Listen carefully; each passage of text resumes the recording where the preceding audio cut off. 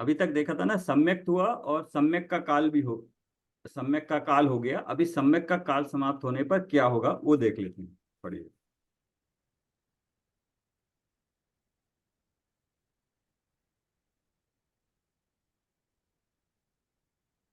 पढ़िए कुसुमलता जी, 149 से पंचलब्धि। कहाँ सर? पहले पैराग्राफ से पढ़ दूं क्या? हाँ हाँ हाँ, यस। ओके। सम्यक्त्व से मिथ्यात्व और दोबारा सम्यक्त्व, इस प्रकार असंख्यात बार पल्य के असंख्यात भाग बार हो सकता है। एक बार प्रथमोषम सम्यक्त्व होने पर दर्शन मोहिनी की तीन प्रकृति की सत्ता असंख्यात वर्षों तक रहती है, परंतु वह जीव मिथ्यात्व में आने पर असंख्यात वर्ष के बाद दोबारा प्रथमोषम कर सकता है, परंतु क्षय की प्राप्ति तो जय एक अंतर जय। पश्चात भी कर सकता है। इसका कारण देखते हैं। जीव मिथ्यात्व में जाता है तब इन तीन प्रकृतियों की सत्ता की स्थिति अंतः कोड़ाकोड़ी सागर प्रमाण रहती है। तब अन्य दो प्रकृति मिथ्यात्व रूप से उदय में आती रहती है और उनका एक एक निश्चय खिल जाता है। नया होने वाला बंध तो एकमात्र मिथ्यात्व का ही होता है। इस प्रकार एक एक निषेक नष्ट होते होते जब सम्यक मिथ्यात्व और सम्यक प्रकृति की सत्ता रूप स्थिति बहुत अल्प रह जाती है, तब वह जीव दोबारा इन तीनों प्रकृतियों का तथा अनंतानुबंधी का उपशम करके प्रथमोपशम सम्यक प्राप्त कर सकता है। बहुत अल्प यानी कितना, इसका प्रमाण गोमट सार कर्मकांड गाथा 615 में बताया है। वहां कहते हैं कि इन दो प्रकृतियों की सत्ता रूप स्थिति त्रस जीवों में पृथकत्व सागर प्रमाण शेष रहती है और एकेंद्रियों में पल्य के असंख्यात वे भाग से हीन एक सागर शेष रहती है। तब तक के काल को वेदक योग्य काल कहते हैं। जब सत्ता रूप स्थिति उससे भी कम हो जाती है तब उसे उपशम काल कहते हैं। वेदक योग्य काल में जीव दोबारा प्रथमोपशम सम्यक्त प्राप्त नहीं कर सकता। वेदक अर्थात क्षयोपशम सम्यक्त प्राप्त कर सकता है, परंतु उपशम काल में वह प्रथमोपशम सम्यक्त प्राप्त कर सकता है। इस उपशम योग्य काल में वे दो प्रकृति मिथ्यात्व रूप संक्रमित होने लगती है, उसे उद्वेलना कहते हैं। पहले सम्यक प्रकृति की उद्वेलना होकर वह सत्ता में से नष्ट होती है, पश्चात सम्यक मिथ्यात्व प्रकृति भी उद्वेलना होकर नष्ट होती है। ऐसा जीव सादी मिथ्या दृष्टि होने पर भी उसकी सत्ता में दर्शनीय मोहिनी की एकमात्र मिथ्यात्व प्रकृति ही शेष रहती है। हाँ, ये उद्वेलना एक नया वर्ड है, इसको अंडरलाइन हाँ, कर लीजिए। कि बहुत समय बीत जाने के बाद अगर जीव ने फिर से प्रथमोपशम सम्यक प्राप्त नहीं किया, तो जो तीन प्रकृतियां हैं वो सम्यक प्रकृति मिथ्या मिश्र में और मिश्र मिथ्यात्व प्रकृतियां बदल के तीन से फिर से एक एक मिथ्यात्व ही रह जाती, जैसे अनादि होता है। सादी मिथ्या दृष्टि और अनादि एक जैसे ही हो जाते हैं, फिर एक ही मिथ्यात्व प्रकृति शेष रहती है। जैसे टुकड़े होना ना, मिथ्यात्व के टुकड़े होकर तीन बनना, वो टुकड़े सम्यक के काल में हुआ। अभी इसका उल्टा भी होता है, तीन टुकड़े में से दो समाप्त होकर फिर एक ही रह जाना, उसको उद्वेलना कहते हैं, मिथ्यात्व। जो फायदा हुआ था उसका अगर यूटिलाइज नहीं किया, बाद में उपशम फिर से नहीं किया, तो वो फिर से सत्ता से नाश होकर मिथ्यात्व रूप हो जाती है। पूरा हो जाता है।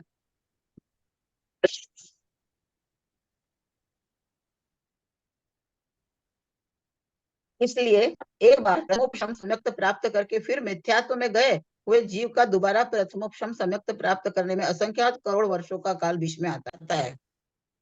इसे प्रथमोपशम सम्यक्त्व का अंतर कहते हैं, परंतु प्रथमोपशम सम्यक्त से गिरकर मिथ्यात्व में आया हुआ जीव एक अंतर मुहूर्त के पश्चात ही क्षयोपशम सम्यक्त प्राप्त कर सकता है, क्योंकि वह उसका वेदक योग्य काल है। समझ में आ रहा है? उपशम हाँ, सम्यक्त बार बार प्राप्त करना पॉसिबल नहीं है। एक बार उपशम सम्यक्त होने के बाद अगर वो मिथ्यात्व में आ जाए, तो उसके बाद करोड़ों साल के बाद फिर वो प्रथम उपशम सम्यक्त प्राप्त करेगा।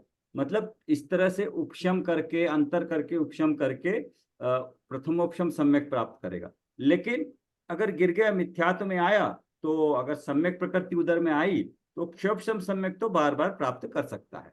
उसको वेदक सम्यक्त कहते हैं, वेदक का योग्य काल और वेदक सम्यक्त कहते हैं। उसका अनुभव करना वेदक मतलब अनुभव होगा। हाँ, अनुभव है। प्रथमोपम सर, सम्यक ये वेदक योग्य काल किसको बोलेंगे? ये क्षयक्षम का काल जो है सो वेदक योग्य काल है। मतलब वो जब तक क्षयोक्षम रहेगा, नहीं, यहाँ पढ़ी है ना, प्रथमोपशम सम्यक से वो गिरकर गिरकर मिथ्यात्व जब में मिथ्यात्व में आजीव आया। एक हाँ, अंतर्मुख के पश्चात ही क्षयोपशम सम्यक प्राप्त कर सकता है, क्योंकि वह उसका वेदक योग्य काल है। वे इसको मतलब जब क्षयोपशम को, मिथ्यात्व से सम्यक्त्व प्राप्त करने तक का जो टाइम पीरियड है उसको वेदक काल बोलते हैं। नहीं, इसको क्षयोपशम सम्यक को वेदक सम्यक भी बोलते हैं। अच्छा। जीव की अपेक्षा से जो वेदन हो रहा है उसको वेदक सम्यक कहते हैं। क्षयोपशम सम्यक्त कर्म की अपेक्षा से कहते हैं, क्योंकि कुछ कर्मों में क्षय हो रहा है, कुछ उपशम हो रहा है, कुछ उदय हो रहा है ना, उस अपेक्षा से क्षयोपशम भी बोलते हैं और वेदक भी बोलते हैं।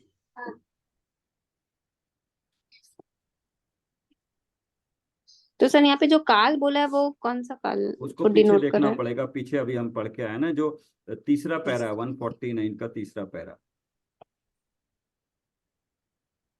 बीच का समय। बहुत अल्प, यानी किसका, कितना इतना प्रमाण है, वहां कहते हैं इन दो प्रकृतियों की सत्तारूप स्थिति त्रस जीवों में पृथकत्व सागर प्रमाण शेष रह जाती। पृथकत्व मतलब कितना होता है, इससे पहले हमने देखा था। पृथकत्व सागर,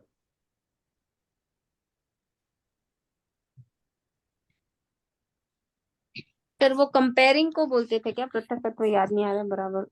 इतना से इतना उसको बोलते थे, एक पृथकत्व रेंज मतलब, देते थे। हाँ एक रेंज देते हैं, 2 से 3 भी हो सकता है, 5 से 6, 7, 8। हाँ। तो करीब मान लीजिए 7-8 सागर जब प्रमाण शेष रहती है, हम्म। कहाँ, दो प्रकृतियों की सत्तारूप स्थिति त्रस जीवों में 7-8 सागर प्रमाण शेष रहती है। तो त्रस जीवों में ज्यादा होती है, एक इंद्रियों में पल्ले के असंख्यात भाग से इन एक सागर से, मतलब एक सागर के आसपास रहती है। तो त्रस की थोड़ी सी ज्यादा रहेगी, एक इंद्रियों की कम रहेगी। तब तक के काल को वेदक योग्य काल कहते हैं। जब सत्तारूप स्थिति उससे भी कम हो जाती है तब उसे उपशम काल कहते हैं। वेदक योग्य काल में जीव दोबारा प्रथमोपशम सम्यक्त प्राप्त नहीं कर सकता, वेदक अर्थात क्षोपशम सम्यक्त प्राप्त कर सकता है।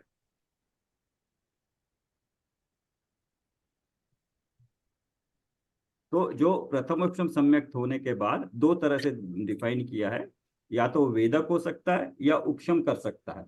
उपशम कब कब कर सकता है वो बताया गया, क्योंकि पहला ऊपर बताया ना, असंख्यात करोड़ वर्ष के बाद फिर से उपशम प्रथमोपशम सम्यक्त प्राप्त कर सकता है। इसका काल अंतर है। ठीक है, तीसरा पैराग्राफ पढ़िए। प्रथमोपशम सम्यक्त के बारे में जो अंतर देखा, उतना ही अंतर सासाधन गुणस्थान के बारे में भी समझना, क्योंकि प्रथमोपम सम्यक्त में से छूटकर ही जीव सासाधन में आता है, क्षयोपशम सम्यक्त में से छूटकर नहीं आ सकता। ये तो क्लियर है। क्या क्षयोपशम से सासाधन में आ सकता है?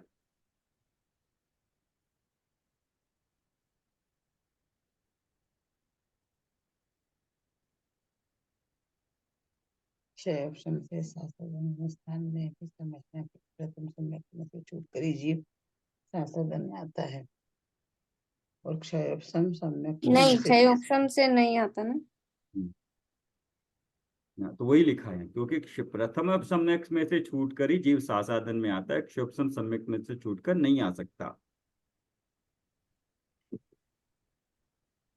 मतलब क्या बताया, प्रथमोपशम सम्यक एक बार प्राप्त किया तो दूसरी बार कब प्राप्त करेगा, जो डिफरेंस है वही सासाधन प्राप्त, गुण स्थान प्राप्त करने का भी डिफरेंस है, क्योंकि वो दोनों एक दूसरे से जुड़े हैं। उपशम के साथ ही सासाधन भी जुड़ा है।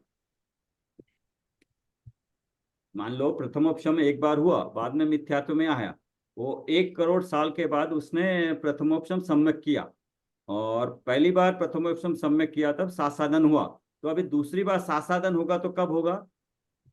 वापिस जब प्रथम ऑप्शन एग्जैक्टली सम्यक वही में आएगा कहना चाह तो। रहे हैं। तो उसका भी अंतर उतना ही होगा, क्योंकि वो प्रथमोपसम सम्यक के साथ जुड़ा है, ना कि क्षयोपसम के साथ।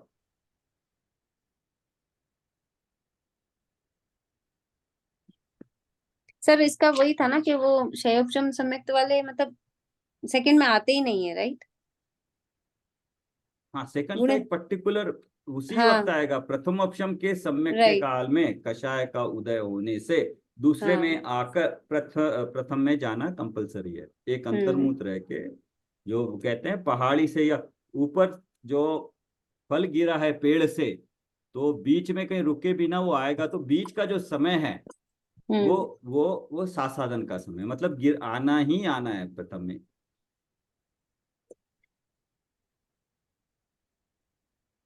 चौथा पैराग्राफ मैं पढ़ूं कि और कोई पढ़ेगा? आप पढ़ लीजिए पूरा पेज, फिर दूसरा प्रियंका जी पढ़ेंगे। ये पेज पूरा पढ़ लीजिए। प्रथमोपम सम्यक्त प्राप्त होने पर जीव पहले मिथ्यात्व गुणस्थान से चौथे अविरत सम्यक्त गुणस्थान में आता है। तब उसके 41 प्रकृतियों के बंध की विक्षिप्ति होती है। हमने देखा था कि बंध योग 120 प्रकृति है। उनमें से मोक्ष मार्ग का प्रारंभ ही 41 प्रकृतियों के बंध की विक्षिप्ति से होता है। यहाँ विक्षिप्ति का अर्थ देखते हैं। जिन हमने देखा था ना ये प्रायोग्य लब्धि के बाद इसमें प्रकृतियों का बंधापसरण हो जाता है ना, स्थिति प्रकृति बंधापसरण देखा था ना हमने, प्रायोग्य लब्धि में होता है। तो इसमें जब पहला चौथा गुण प्रथम सम्यक प्राप्त होने पर जीव पहले मिथ्यात्व गुण स्थान से चौथे में जाता है, तब उसके 41 प्रकृतियों की बंध की विच्छति होती है। मतलब अब एक गुण स्थान से ऊपर अभी 41 प्रकृतियों का बंध रुक जाता है। चौथे गुण स्थान में आता है जीव, तो 41 प्रकृतियां, किसमें से बंध योग 120 प्रकृतियां होती है, उसमें से 41 प्रकृतियों का बंध रुक जाता है। इसको बंध की विच्छिति कहते हैं। ये एक और वर्ड हुआ, बंध की विच्छिति। ऐसे ही उदय की विच्छिति भी होती है, सत्ता की विच्छिति भी होती है। तो अभी विच्छिति का अर्थ देखते हैं।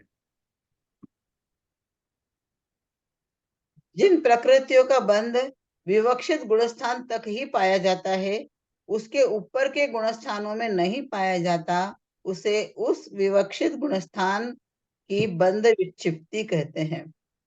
एग्जाम्पल नीचे दिया है। हाँ, हाँ, जैसे मिथ्यात्वादी 16 प्रकृतियों का बंध मात्र पहले गुणस्थान में ही होता है, दूसरे या ऊपर के किसी भी गुणस्थान में नहीं होता। इसीलिए पहले गुणस्थान में 16 प्रकृतियों की बंध विक्षिप्ति कहने में आती है।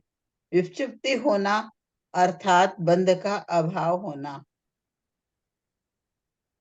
परंतु पहले गुणस्थान में विक्षिप्ति होती है कहेंगे, तब उसके अंत समय तक बंध है, परंतु द्वितीयादि गुणस्थानों में बंध नहीं है, ऐसा समझना।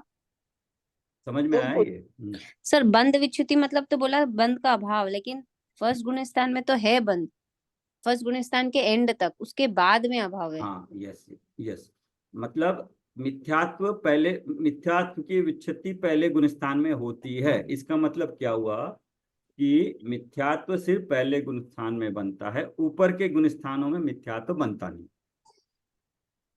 हाँ लेकिन मिथ्या, जैसे सर ये वर्ड का जो मीनिंग है उससे तो हाँ थोड़ा वो ये रॉन्ग लग रहा है ना, आई मीन तो मतलब इसलिए उल्टा वो लग रहा है। समझा है ना, समझा है ना उसी को। हाँ वो कहने की पद्धति वैसे ही है, बट राइट। उसको समझना हम्म ऐसे है।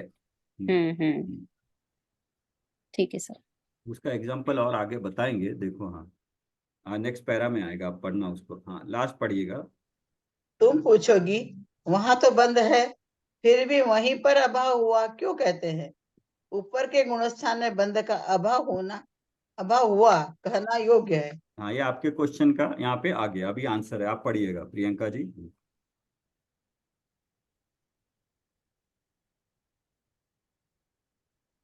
इसे द्रव्यार्थिक न्याय का कथन कहते हैं। इस दृष्टांत द्वारा समझेंगे। हम सब देवलाली में इकट्ठे हुए थे। शिविर के पश्चात मोना तुम औरंगाबाद गई और रीना तुम हमारे साथ मुंबई आ गई। अब मुझे बताओ कि मोना और हम कहाँ विछुड़े। उसका उत्तर होगा, हम देवलाली में एक साथ एक दूसरे से बिछुड़ गए थे। यदि मैं पूछूं कि देवलाली में तो हम साथ थे, तुम वहां बिछुड़ने की बात कैसे कर रही हो, तब कहते हैं कि उसके पश्चात हम एक साथ नहीं थे, इसलिए वहीं पर बिछुड़ गए कहने की पद्धति है। वैसे ही जहां तक बंद था वहीं पर बंद की विच्छित्ति कहने में आती है। ठीक है सर। पद्धति है ये कहने की। हाँ सर, ठीक है। यस, ठीक।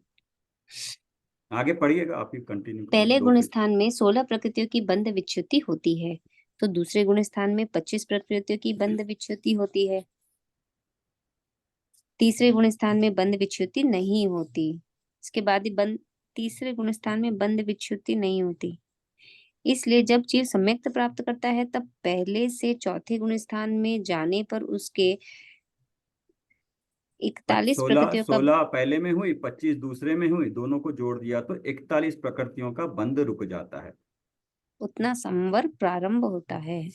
अब एक्चुअल में प्रकृतियों का, कर्मों का आना रुका है, प्रकृतियों का बंद होना रुका है। तो बंद होना ही क्या है? संवर है। तो अभी वास्तव में संवर है, क्योंकि सम्यक्त सहित है जी।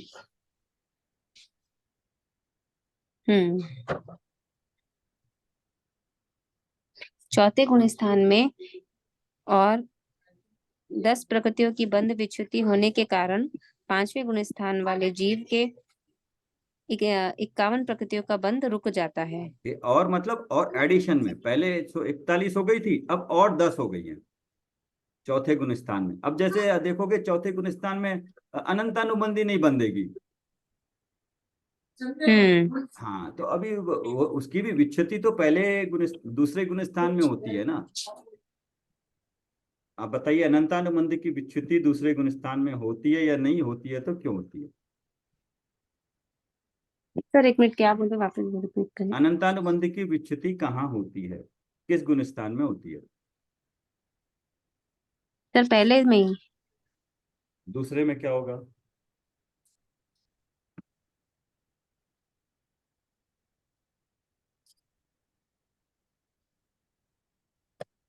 उदय में तो आ रही है, यहाँ पे बंद की बात कर रही है। ठीक है, ओके, फिर देखते हैं, आगे देखते हैं, आपको समझ में आएगा विच्छति और थोड़ा। सर तो दूसरे में क्या होगा ये नहीं मालूम चल रहा है। ठीक है, देखते हैं उसका भी, फिर देखते हैं। तीन चीजें अलग अलग है। मैंने बंद पूछा, बंद उदय नहीं है। उदय होने से दूसरा गुण स्थान होता है। बंद देखेंगे कहाँ तक बंद होता है। हम्म चौथे गुण स्थान में 10 प्रकृतियों की बंध विच्युति होने के कारण पांचवें गुण स्थान वाले जीव के 51 प्रकृतियों का बंध रुक जाता है। पांचवें गुण स्थान में 4 प्रकृतियों की तथा छठे गुण स्थान में 6 प्रकृतियों की बंध विच्युति है। पांचवें गुण स्थान में 5 प्रकृतियों की और छठे गुण स्थान में 6 प्रकृति की बंध विच्युति है। इसलिए पहले से सातवें गुण स्थान में जाने वाले जीव की 61 प्रकृतियों का बंध रुक जाता है। बंद रुक गया मतलब बंद रुक गया। अभी उदय और सत्ता अलग चीज है। हाँ, उदय नया बंद नहीं होगा। नया बंद नहीं हो रहा है बस। हम्म 151, पेज नंबर 151, फोर्थ पैराग्राफ।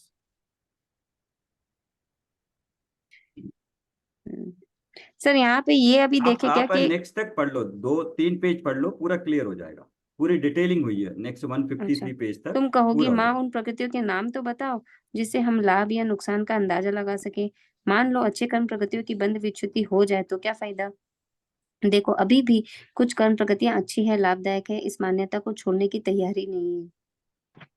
फिर भी इस बात से तुम्हें खुशी होगी कि निसर्ग का ऐसा ही नियम है कि मोक्ष मार्ग का प्रारंभ होते ही सर्वाधिक अप्रशस्त प्रगतियों का बंध रुक जाता है। ये फिर पढ़िएगा, मोक्ष मार्ग का। हाँ, मोक्ष मार्ग का प्रारंभ होते ही सर्वाधिक अप्रशस्त प्रकृतियों का बंध रुक जाता है। पाप वाली जो मतलब हम्म हाई पाप वाली प्रकृतियां, उनका बंध रुक जाता है। यस। और तथा अन्य अप्रशस्त प्रकृतियों का अनुभाग फलदान शक्ति प्रति समय अनंत गुना घटती जाती है। हाँ, तो अभी जो सम्यकदर्शी जीव है उसकी तो ऐसे ही चाहे वो कितने भी उसका कैसा भी रहो, अगर सम्यकदर्शी है तो उसका अपने आप हो रहा है, वास्तव में वो संसार में क्या कर रहा है नहीं कर रहा है, क्योंकि उसकी मान्यता बदल गई है अभी। उसमें बाह्य में कुछ भी करता नजर आ रहा है, अंतर में मैं आत्मा हूँ, पर का करता नहीं हूँ, ऐसी मान्यता बदलने से अंदर में ये कार्य अपने आप हो रहा है। तो अभी उसको किसी भी प्रकृति को पकड़ के उसका रोकने के लिए कोई प्रयत्न नहीं करना पड़ रहा है उसको।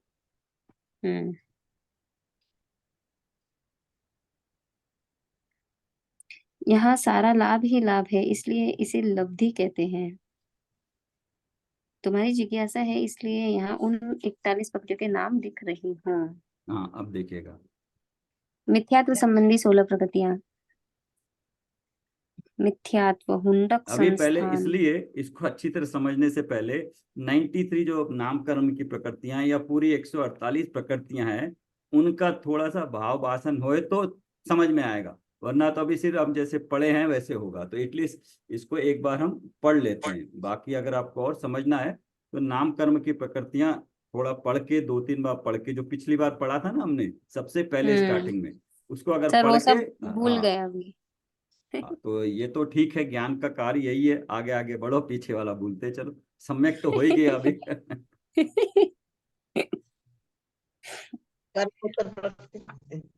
पेज नंबर 30 पे है वो सब। हाँ, आप इनको पढ़ाइएगा, नहीं तो नाम नहीं पढ़ेंगे ये। नामकर की प्रकृतियां नए पेज नंबर 30 पर है सब।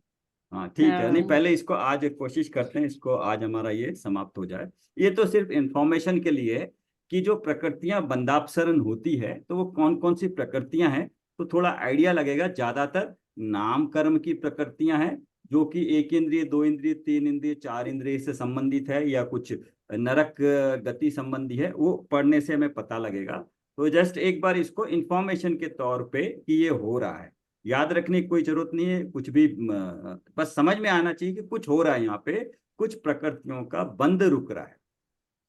जीव कुछ नहीं कर रहा है, बट सम्यक दर्शन होने के बाद ऐसी व्यवस्था है कि वो अपने आप प्रकृतियों का बंद रुकता है। और दूसरा, विच्छिति अर्थ का शब्द का अर्थ समझ में आना चाहिए कि मिथ्यात्व कर्म पहले गुण स्थान में ही बनता है, इसका मतलब एक गुण स्थान से ऊपर नहीं बनता है, तो उसको मिथ्यात्व गुण की विच्छिति पहले गुण स्थान में हुई कहेंगे। ये पहले में तो बनता है लेकिन पहले से ऊपर वाले में नहीं बनता है। तो इसको उदाहरण को लेके ऐसे ही हर कर्म के प्रति, हर कर्म की प्रकृतियों के प्रति ऐसे ही कहा जाता है। तो विच्छिति जहां पर भी आएगा उसको साथ में ये भी लगाना। अभी अभी तो सिर्फ हम बंध की बात कर रहे हैं, तो कर्मों के बारे में बताया था ना हमने, प्रकृति, प्रदेश, स्थिति, अनुभाग, बंध, उदय, सत्ता। ये उसके उसके बिना ये ऐसे लगेंगे कि उनको कोई इंफॉर्मेशन अधूरी रहेगी अगर उसके बारे में बात करेंगे। कर्म होता है, क्या होता है कर्म, बंद होता है, किस प्रकृति का हो रहा है, स्थिति का अनुभव, इतना डिटेल में देखा ना हमने भी। प्रकृति देखी, स्थिति देखी, अनुभाग देखी, और बंद, उदय, सत्ता देखिए। बंद देखा है, फिर उदय, उदय भी देखा, बंद भी देखा, मिथ्यात्व का उदय भी नहीं है, बंद भी नहीं है। तो हर हर चीज का हमको अभी थोड़ा भाव वासन शायद होने लगा होगा। तो इसलिए अभी सिर्फ हम बंद की विच्छिति बात कर रहे हैं,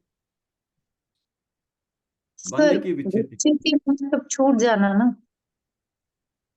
वही मैं कह रहा हूं ना, खत्म हो जाना। मिथ्यात्व, मिथ्यात्व बंद, मिथ्यात्व कर्म की विच्छिति पहले गुण स्थान में होती है, मतलब मिथ्यात्व कर्म सिर्फ पहले गुण स्थान में बनता है, ऊपर के गुण स्थानों में मिथ्यात्व कर्म बंधता नहीं। बंद की बात कर रहे हैं। मतलब वन वर्ड में मीनिंग क्या लेंगे सर विच्छिति का? नहीं, वर्ड वो खुद वन वर्ड है, उसका मतलब ये है अच्छा। उसके ऊपर के गुण स्थानों में बंधन नहीं होता है।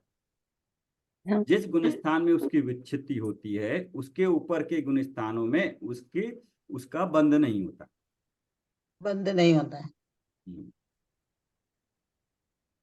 153 पे इसका पूरा चार्ट दिया है उन्होंने भी। हाँ, आप हाँ, पढ़िए वो पहले। हाँ 151 वाला जो एग्जाम्पल है ना, उससे समझ में आ जाता है। करेक्ट, आगे पढ़िएगा ये।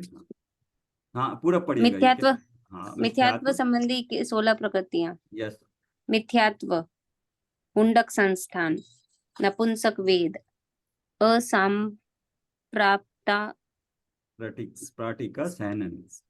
प्रपाटिका सहनन, एकेंद्रिय, स्थावर, आतप, सूक्ष्म, अपर्याप्त, साधारण, द्विंद्रिय, ये सारे क्या तीन्द्रिय, है, कुछ तो इसमें चतुरिंद्रिय। एक केंद्रीय संबंधी हैं सारे। सूक्ष्म, आताप इनकी जोड़ी है। स्थावर, आताप, सूक्ष्म, अपर्याप्त, साधारण, ये सारे एक केंद्रीय के हैं। और ये दो संस्थान और सैनन होते हैं। हुंडक संस्थान है और ये सैनन है। बाकी मिथ्यात्व तो है। अभी देखिए नपुंसक वेद, ये जो है सो वेद है। ये वेद किस किस का आता है? ये वेद किस प्रकृति में आएगा? ये तो सर वही वेद वाला कोई होगा, स्त्री वेद, पुरुष वेद, नपुंसक, तीन चारित्र वेद। वाला। वो कौन से उत्तर प्रकृति का है?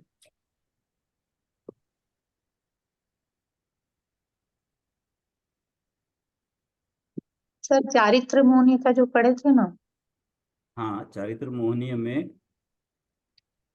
3 वेद आए थे ना, जो 9 कषाय। हाँ, नौ नौ कषाय का वेद है। तो ये घात्या कर्म का है। ये घात्या कर्म का है। ये संस्थान वगैरह क्या है? ये मिथ्यात्व घात्या का संस्थान वगैरह, ये क्या है? नाम कर्म की प्रकृतियां हैं। ठीक है, आगे पढ़िएगा। द्विंद्रिय, तीन्द्रिय, चतुरिंद्रिय, ये तो हो गई बाकी की 3 इंद्रियां। ओके।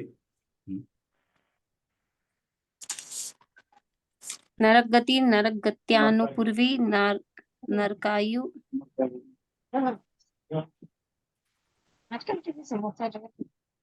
तो इन 16 प्रकृतियों की बंध की विच्युति पहले गुणस्थान में होती है। मतलब मिथ्यात्व प्रकृति बनने के सम्यक्त होने के बाद उसको नरक गति और नरक आयु नहीं बंधेगी। नरक आयु भी नहीं बंधेगी, नरक नहीं जाएगा जीव। हाँ, सर म्यूट कर दीजिए ना सबको। आज तो दोपहर ही खोल सकते। ठीक, अनंतानुबंधी 25 प्रकृति। सर मेरा अनम्यूट है ना? हाँ हेलो। हाँ हाँ सर। हाँ, आपका अनम्यूट है। हाँ, अनंतानुबंधी संबंधी 25 प्रकृतियां। अनंतानुबंधी की 4, क्रोध, मान, माया, लोभ, स्त्यान वृद्धि आदि 3, स्त्यान वृद्धि, निद्रा निद्रा और प्रचला प्रचला। ये किसकी है उत्तर प्रकृतियां? दर्शन मोहनीय कर्म। हाँ, ये दर्शन मोहनी की है, वो है चारित्र मोहनी की, और संस्थान संबंधी 4। हाँ, नामकरण। संस्थान की 4, न्योग्रोध, परिमंडल, स्वाति, कुंजक, वामन, सहनन, ब्रज, नाराज, नाराज, अर्ध नाराज और कीलित। तिर्यंच संबंधी 4, तिर्यंच गति, तिर्यंच गत्यानुपूर्वी, तिर्यंच आयु और उद्योत। उद्योत क्या था सर? इसको देखना पड़ेगा नामकरण में। जरा कुसुमलता जी निकाल के एक बार ठीक पढ़ना। है सर। आतप उद्योत।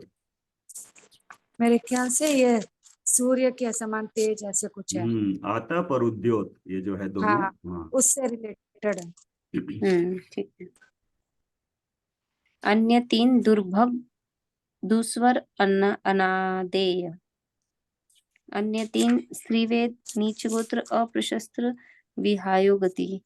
नरक गति अभी अनंत, पहले में तो नरक गति हो गया। अभी अनंतानुबंधी के साथ ये तिर्यंच गति के भी ये जोड़ी में आती है। जब तिर्यंच आयु नहीं बनेगी, तिर्यंच गति भी नहीं बनती है, और गति नहीं बनेगी, तो जो गति विग्रह गति में जो आकार होता है ना, उसको गत्यानुपूर्ति बोलते हैं। वो तीनों ही साथ साथ नहीं बनती है, वो तीनों के त्रिक बोलते हैं, तीनों की जोड़ी होती है।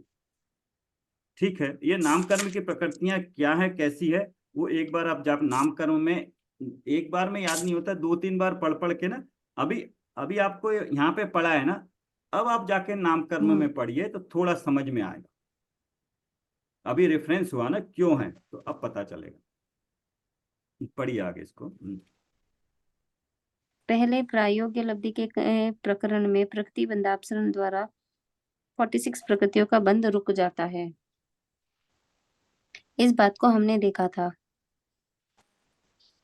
तुम्हें सवाल उठना स्वाभाविक है कि यहाँ चौथे गुणस्थान में जाने वाले जीव के तो 41 प्रकृतियों का संवर होता है, तो कौन सी प्रकृतियों का बंध दोबारा प्रारंभ होता है? तो इसका क्लियर हो गया क्या उद्योग और आतप का? हाँ, अगर निकाला है तो पढ़ दीजिए एक बार। किस पे है, मैं पढ़ देती हूँ। हाँ, पढ़ दीजिए, आतप और उद्योत। एक दो, इसी चौथे पैराग्राफ में है, अग्निकायक जीवों में आतप नाम कर्म का उदय होता होगा, क्योंकि अग्नि में उष्णता भी है और प्रकाश भी है। अग्निकायक जीवों में आतप नाम कर्म का उदय नहीं पाया जाता, उनमें उष्णता है, मगर उसे आतप नहीं कहते, तेज कहते हैं। यह उष्णता उष्ण स्पर्श नाम कर्म के उदय से होती है। सूर्य बिंब के पृथ्वी कायिकों में सर्वांग उष्णता रूप प्रभा है, उसे आतप कहते हैं।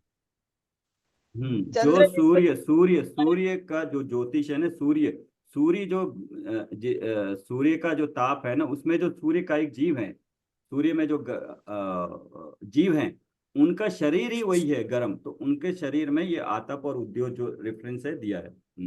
थोड़ा डिफरेंस उसे, होता उसे है, किसमें आतप है किसमें उद्योत है। और चंद्र बिंब में उष्णता रहित प्रभा को उद्योत कहते हैं। हम्म उजाला मतलब, उद्योत से मतलब है प्रकाश से है। प्रकाश से है या उष्णता से है? उष्णता से उसमें है, सूर्य बिंब में, आतप हाँ, में। आतप में है। आतप हाँ, उष्णता और से है। और उद्योत में ठंडी से है। हाँ, उद्योत में मतलब उसको है, ठंडी से है, हम्म, उष्णता रहित है वो। ठीक है, ये दोनों इसको। आतप और उद्योत में अंतर है। हाँ, हाँ, तो ये इस रेफरेंस यहाँ आ गया है, इसको आप थोड़ा अपने आप पढ़ना, हम डिस्कस करेंगे तो फिर बाद में अच्छी तरह समझ में आएगा। ठीक है, ओके।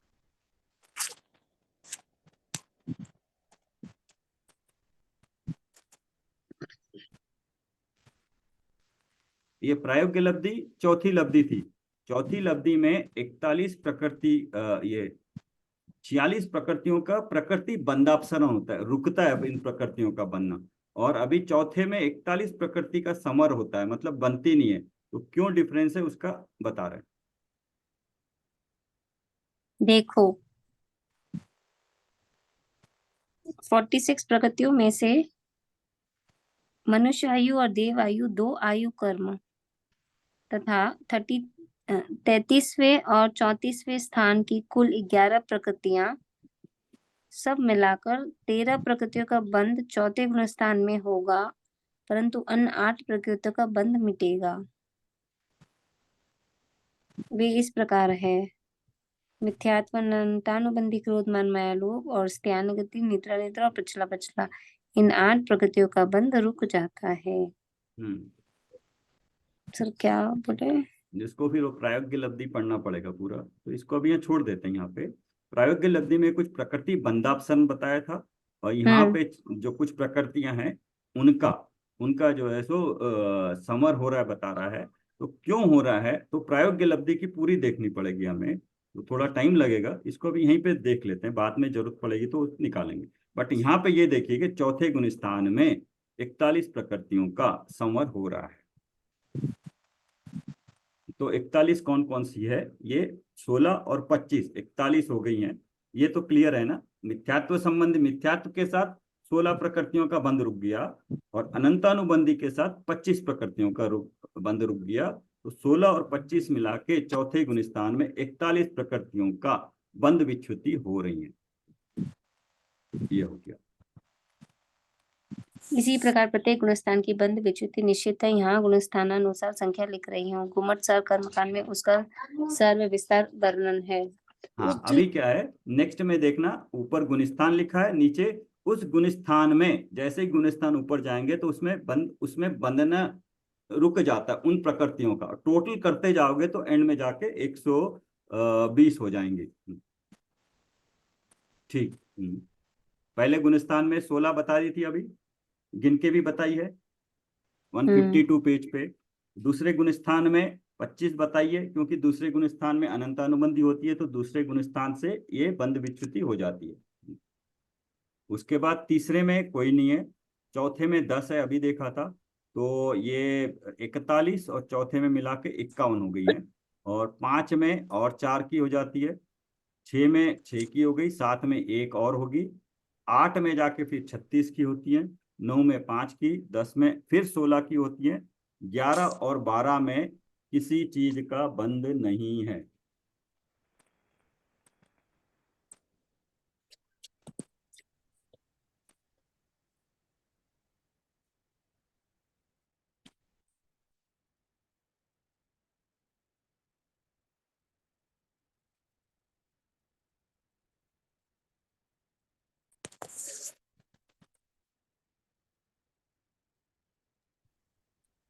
उपरोक्त प्रकार से 120 प्रकृतियों की विच्युति हो जाती है। 14वें अयोग्य केवली गुणस्थान में योग का अभाव होने से बंध ही नहीं होता।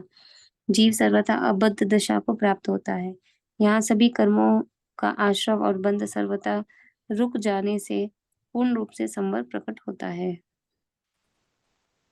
जिस प्रकार बंध का अभाव होते जाता है, उसी प्रकार विवक्षित गुणस्थान में विवक्षित प्रकृतियों के उदय का भी अभाव होते जाता है। उनके उदय की विच्युति होती जाती है। सम्यक्त प्राप्त होते ही चौथे गुणस्थान वाले जीव के मिथ्यात्व, अनंतानुबंधी, क्रोधादि 4 सूक्ष्म साधारण, अपर्याप्त, आतप, स्थावर, एकेंद्रिय, द्विंद्रिय, तीन्द्रिय, चतुरिंद्रिय, चतुरिंद्रिय, सम्यक मिथ्यात्व, इन सभी के उदय का अभाव होता है। अब देखा आपने इसमें क्या है, ये तो 11वें 12वें में कोई बंध नहीं है, 13वें में एक ही बंध, 13वें गुण स्थान में भी बंध है।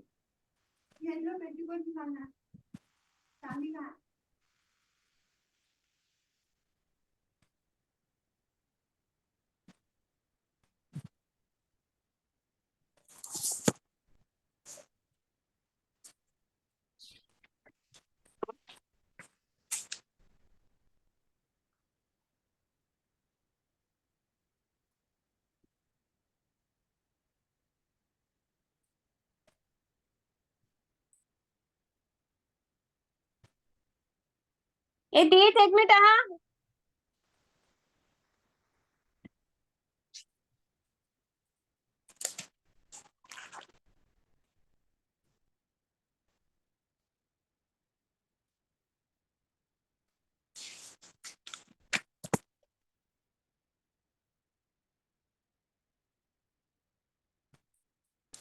राखी जी, अभी 2 पेपर में क्या रिवीजन हुआ था, जो शॉर्ट में बोल दीजिए ना। मैं तो कभी क्लास लेट ही बैठी हूँ, आज बिजी थी मैं। अच्छा, चलिए, लेट हो गए क्या? इनका तो पूछते हैं, प्रियंका ने किया था ना। मामी से आप अटेंड किया, तो अभी क्या हुआ था इस पेपर में? नहीं, मैं थोड़ा लेट थी। मैं भी मतलब मैं कहाँ से मैं ज्वाइन करी, लेट मतलब ज्वाइन हुई। 150 लास्ट 2 पैराग्राफ उधर से ज्वाइन करी मैं। मैं भी लेट ज्वाइन की। अच्छा, आप 50 से ही बता दो ना, कोई नहीं। हाँ। बंद की विच्युति ना, वो तो ठीक है, समझ आया। उसके पहले का मेरे को पता नहीं क्या था, 2 पेज उसके पहले का। हाँ, बंद की विच्युति वो क्या बंद की, बताए? हाँ, बंद की विच्युति मतलब होता है बंद, बंद विच्युति होना मतलब बंद का अभाव होना। अच्छा। ठीक है। जैसे पहले गुण स्थान में बोलते हैं कि अगर विच्युति होती है, इसका मतलब ये है कि पहले गुण स्थान के लास्ट मोमेंट तक बंद होता है और उसके बाद से नहीं होता है। ये वर्ड का ये मीनिंग है। बंद विच्युति पहले में मतलब कहाँ ये होता है, पे बंद कहाँ रुकता है? तो फर्स्ट में तो फर्स्ट में नहीं सम्यक रुकता है। प्रकृति। हाँ, फर्स्ट में नहीं रुकता है, फर्स्ट में बंद होता है। इसका मतलब, हाँ, ये वर्ड का मतलब ये समझना, बंद विच्युति मतलब वर्ड का मतलब यही समझना है कि फर्स्ट गुण स्थान तक वो 16 प्रकृतियों का बंद होता है और उसके बाद वाले गुण स्थान में नहीं होता है, ऐसा समझना है। जैसे नेक्स्ट 151 पेज में जो एग्जाम्पल दिया ना, कि इन लोग एक साथ में कोई शिविर में गए थे, तो देवलाली में इकट्ठा हुए। जैसे कोई एक जगह में पर्टिकुलर एक देवलाली में इकट्ठे हुए, उसके बाद वहां से एक बेटी औरंगाबाद चली गई और एक रीना जो थी वो मुंबई आ गई। तो अब अगर बोलेंगे आप लोग कहाँ पे बिछुड़े, तो देवलाली में ही बिछुड़े ना, क्योंकि उसके बाद तो उन लोग कभी साथ में थे ही नहीं। तो देवलाली में साथ में भी थे और देवलाली में पूरे टाइम साथ में थे, देवलाली के एंड तक फिर बिछुड़ गए। एंड तक साथ में थे, फिर आगे देवलाली के आगे नहीं है। राइट। हम्म। तो ये कहने की मतलब पद्धति ऐसी है कि इसको ऐसा बोलते हैं कि हम लोग देवलाली में ही बिछुड़े थे, बट देवलाली में तो साथ में ही थे। तो वैसे ही बंद विच्युति मतलब पहले गुण स्थान में के एंड तक वो बंद होता है और उसके बाद से नहीं होता है। तो अभी पेज समझ आया? 151 में ये दिया हुआ है, चौथे गुण स्थान में और 10 प्रकृतियों की बंद विच्युति मतलब हाँ, चौथे गुण स्थान में तक होगा, उसके हाँ, बाद नहीं होंगे। नहीं होगा। राइट। ओ, कौन सा वाला पढ़ रहे हैं? पेज ये नंबर 151 में 3rd पैराग्राफ। अच्छा। नहीं अभी वो कोई पे भी बंद विच्युति मतलब ये उस टाइम तक होगा, उसके बाद नहीं होगा। हम्म, ठीक है। चौथे गुणस्थान में और पहली बार सुनते हैं ना, तो हाँ, थोड़ा सा एकदम पूरी तरह समझ में नहीं आएगा, चिंता मत करिए, कोशिश मत करिए, बट समझने की कोशिश करिए। विच्युति ऐसा वर्ड है, इसका मतलब ये होता है, समझ में बाद में आएगा, बट क्यों होता है वो क्वेश्चन इस तरह करिए कि समझने की कोशिश करिए क्यों होता है, ऐसा नहीं, ये होता है, वर्ड है, इसको एक कहने की पद्धति है, समझना पड़ेगा। जैसे प्रियंका जी ने भी उनने पूछा तो उनको आंसर मिला करेक्ट, तो उनको समझ में आ गया इमीडिएटली। अभी सबके साथ ही सुना ना वर्ड, बट उनको जिज्ञासा हुई और उन्होंने क्वेश्चन पूछा तो उसका जवाब मिला, तो उनको समझ में आ गया। तो जिज्ञासा अगर होगी ना क्या है, तो अपने आप उसका उत्तर समझ में आएगा। तो इसलिए थोड़ा समय लगता है, 1-2 बार पढ़ना पड़ेगा। तो उसमें जो मूल बातें हैं, भाव है, उसको आप नोट कर लीजिए जो मैं बता रहा हूँ। बाकी तो एक तो नाम कर्म की और पूरी नाम कर्म की प्रकृतियां, और हो तो पूरी 148 कर्म की प्रकृतियां एक दिन में नहीं होती है, बार बार उसको निकाल के देखते रहिए। याद करने के लिए याद मत करिए, उसको कहीं ना कहीं रेफर करिएगा। रेफरेंस आता है ना, अब रेफरेंस आया है, अब इनको जाके देखिएगा। मिथ्यात हो गई ये दर्शन मुनि की। मुंडक संस्थान कौन सा है, नामकर्म में इतने है, 6 संस्थान होते हैं, उसमें ये सबसे नीचे वाला है। नपुंसक वेद, अच्छा ये वेद 3 होते हैं, उसमें एक हो गया, दूसरा कहाँ गया, दूसरा, अच्छा दूसरा ये स्त्री वेद है, ये चौथे गुण स्थान में हुआ। इस तरह से आप करोगे ना कि मतलब अगर मिथ्यात्व के साथ ये नरकायु बनना रुक जाता है, और अनंतानुबंधी के साथ तिरेंच गति बनना रुक जाती है। इस तरह से चिंतन करके उसको करोगे ना, तो फिर याद करने की जरूरत नहीं पड़ेगी, और याद करने की जरूरत भी नहीं है, पढ़ते पढ़ते अपने आप सहज रूप में पता लगता है। तो अभी जितना समझ में आता है वो देख लीजिए। एक विच्छिति है, और कौन से गुलिस्तान में किन किन की होती है वो ऊपर लिखा है, एक बार इसको पढ़ लीजिए बस। कहाँ तक पढ़ लिया? 3rd पैरा अभी। हम्म। तुम पूछोगी परंतु हमने पूर्व में बांधे हुए कर्म कहाँ जाएंगे कहाँ? इसमें घबराने की कोई जरूरत नहीं है। सत्ता में पड़े हुए कर्म कुछ भी लाभ नुकसान नहीं करते। इन कर्मों की निर्जराशय अथवा सजाति अन्य प्रकृति में संक्रमण आदि विधान का वर्णन क्षपणासार आदि ग्रंथों में से जानने पर हमारी सभी प्रश्नों का समाधान हो जाता है। यहाँ पे क्या बोला है, बंद की विच्छिति हो रही है।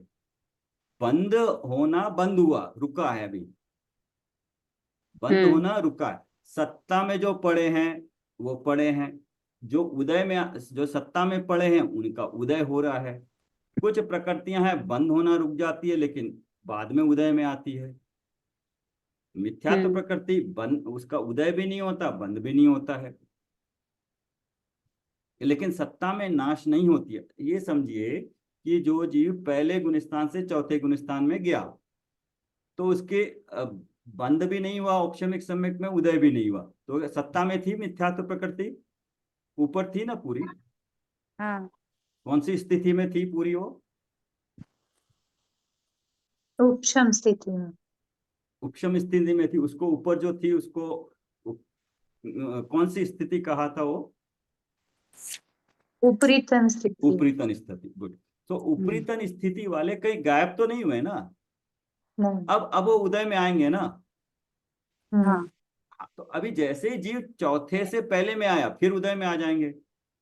तो गुण स्थान की अपेक्षा से विच्छिति होती है, वो सत्ता में पड़े हैं इसलिए तो उदय में आ रहे हैं। लेकिन चौथे गुण स्थान में उपशम क्षापशमिक सम्यक के बाद अगर क्षायिक सम्यक होता है जीव, तब सत्ता से पूरा नाश हो जाता। तो चौथे में बंद उदय की, तो बंद की उदय मिथ्यात्व की तो विच्छिति हुई हुई, सत्ता का भी नाश हो गया फिर। तो सत्ता की विच्छिति चौथे गुण स्थान में हुई फिर मिथ्यात्व। तो बंद उदय सत्ता अलग अलग चीजें, अलग अलग की अपेक्षा से बताते हैं, और उसमें भी प्रकृति प्रदेश स्थिति अनुभाग है, इस तरह से अलग से बताते हैं। सर क्या बताया आपने, चौथे में क्या हो एक जाता है? मिनट,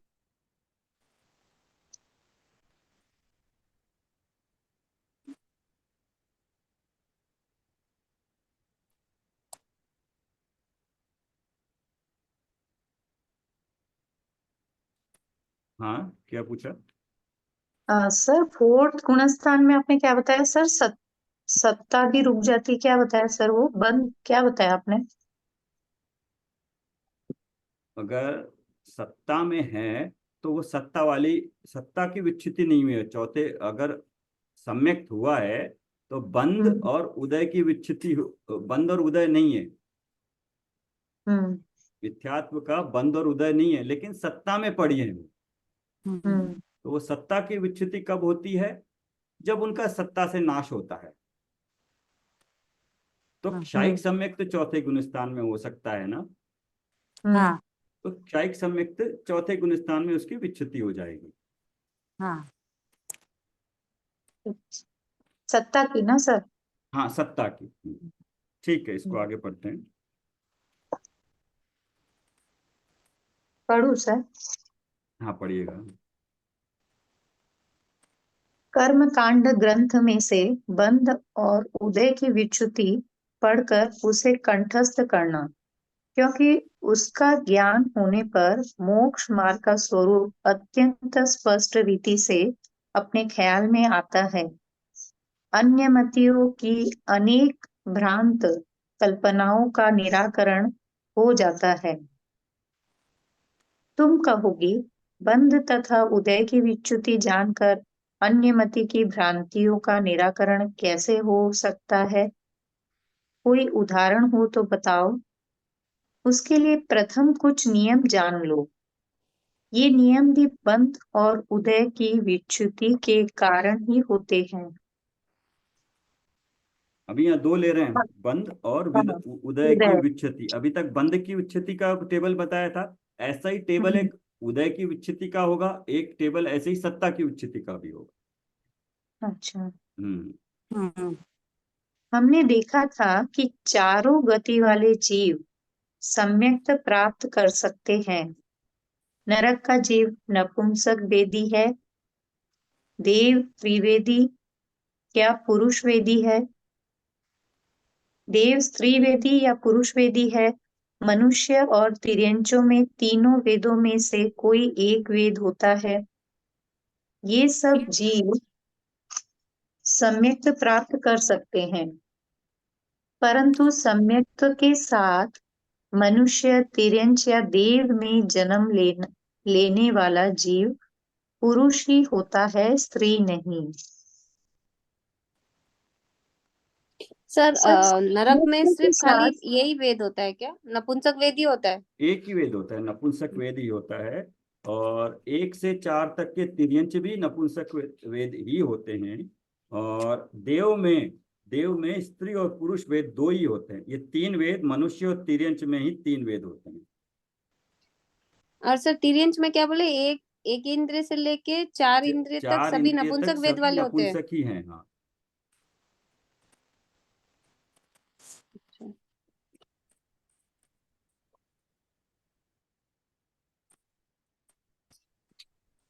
सर परंतु सम्यक्त के साथ मनुष्य, तिर्यंच या देवों में जन्म लेने वाला जीव पुरुष ही होता है, क्यों? स्त्री नहीं। हाँ, क्यों?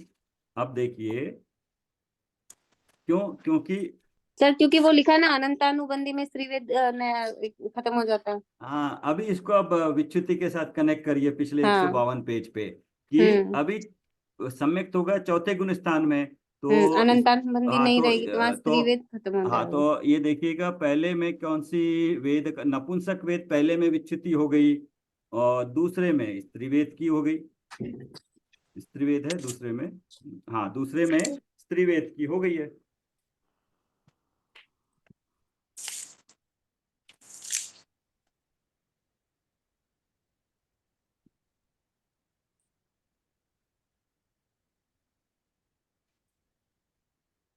पढ़िए, आगे नरकों में पढ़िएगा तो इसको। नरकों में तो एक नपुंसक वेद ही होता है। किसी भी गति की स्त्री, भले वह स्वर्ग की देवी हो, जन्म से सम्यक दृष्टि हो नहीं सकती। मनुष्य में भी कोई स्त्री जन्म से सम्यक दृष्टि हो नहीं सकती। दूसरी बात, मनुष्य में स्त्रियों को 5वां गुणस्थान प्राप्त हो सकता है, परंतु वे मुनि नहीं बन सकती। उसके छठा या आगे का गुणस्थान नहीं हो सकता। ये तो मालूम है, आरिका जो होती है वो 5वें गुणस्थान तक ही होती है, ये तो क्लियर है हमें। हाँ, अभी अब ये हम आगे एक वाली थोड़ी इंपॉर्टेंट है, इसको पढ़िएगा, पूरा पढ़िएगा एक साथ। हम्म, अब हम एक भ्रामक कल्पना का खंडन किस तरह होता है उसे देखते हैं। एक अत्यंत भ्रामक कल्पना है कि मल्लिनाथ तीर्थंकर स्त्री थे। वे स्त्री पर्याय में से ही तीर्थंकर होकर मुक्त हुए। ये किस किस में है होती है भ्रामक कल्पना, आपने कहीं सुनी है? ये हाँ सर, श्वेतांबर मत में है। हाँ मैं तो है सर, मैं स्त्री बताते हैं सर इसको। श्वेतांबर हाँ मत हाँ। में। हाँ, हम्म श्वेतांबर मत में है। तो इसका करना योग जब पढ़ते हैं तो करना योग से फिर वो तालमेल नहीं बैठता है। मानने के लिए कुछ भी मान लो, लेकिन वो तालमेल नहीं बैठेगा फिर वो। हम्म हाँ, तो वो बता रहे हैं। मल्लिनाथ भगवान भरत क्षेत्र के तीर्थंकर थे। भरत क्षेत्र के तीर्थंकरों के पांचों ही कल्याणक होते हैं। गर्भ कल्याणक, जन्म कल्याणक, दीक्षा कल्याणक, केवल ज्ञान कल्याणक और मोक्ष कल्याणक। जिसका गर्भ कल्याणक होता है वह जीव नियम से सम्यक्त्व के साथ ही गर्भ में आता है। वह पूर्व भव में सम्यक दृष्टि ही होता है। तो सम्यक्त्व के साथ जन्मने वाला जीव पुरुष ही होता है, स्त्री कदापि नहीं। उनके भाव वेद की अपेक्षा भी पुरुष वेद ही होता है, स्त्री वेद हो ही नहीं सकता। सर भाव वेद क्या होता है? भाव वेद एक्चुअली वेद मतलब भाव से होता है। स्त्रीलिंग पुल्लिंग मतलब वो द्रव्य वेद होता है। द्रव्य वेद और भाव वेद दो होते हैं। भाव वेद मतलब अंदर की भावना, द्रव्य अच्छा अच्छा मतलब सर, मतलब फिजिकली। जैसे आप कोई स्त्री है तो वो स्त्री, उनको स्त्री वाले भाव आएंगे, ऐसे क्या? नहीं, स्त्री या पुरुष द्रव्य से लगने वाला, स्त्री पुरुष लगने वाला, वो स्त्री हम्म पुरुष द्रव्य से है। लेकिन हम्म उसके भाव, क्योंकि आजकल हम्म एलजीबीटी देखा है ना कि विपरीत सेम, तो पुरुष को पुरुष के प्रति आकर्षण होना, तो वो वेद है, वो वेद की अपेक्षा है। पुरुष का स्त्री के प्रति आकर्षण होना वो एक वेद है, लेकिन पुरुष का पुरुष के प्रति आकर्षण होना वो वेद है वो। लेकिन पुरुष होना वो द्रव्य वेद हुआ, द्रव्य लिंग हुआ। हम्म और पुरुष का जो भाव हुआ, जो भाव हम्म जिसके प्रति आकर्षण हुआ, वो उसका वेद हुआ। दो चीजें, एक फिजिकल और एक राइट। भाव के रूप में। तो जब भी वेद की भाव करते हैं, ये इंटरनल इंटरनल भाव है, ये अंदर के भाव है। ये हम्म पॉइंट समझ में आया आपको कि अगर मल्लिनाथ तीर्थंकर थे या नहीं, पहले ये डिसाइड करना। अगर तीर्थंकर थे तो उनका गर्भ कल्याणक हुआ। यहाँ पे पांच कल्याणक होते हैं, तो गर्भ कल्याणक हुआ तो जो जिस जीव का तीर्थंकर बनना होता है वो सम्यक के साथ ही गर्भ में आता है। ये कंडीशन, ये करना नियोग की अपेक्षा से है। और वो जीव पूर्व भाव में सम्यक दृष्टि ही होता है, ये भी एक कंडीशन होती है।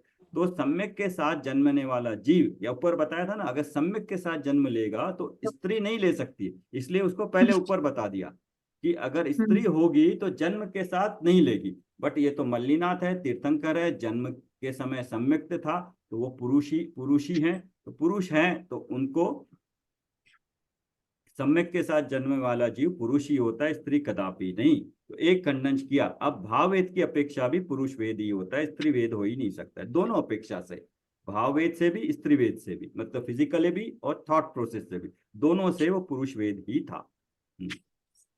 अब दूसरा एक और उसका तर्क दे रहे हैं। मल्लिनाथ तीर्थंकर का जीव पूर्व भाव में अपराजित समझ स्वर्ग नहीं का देव था।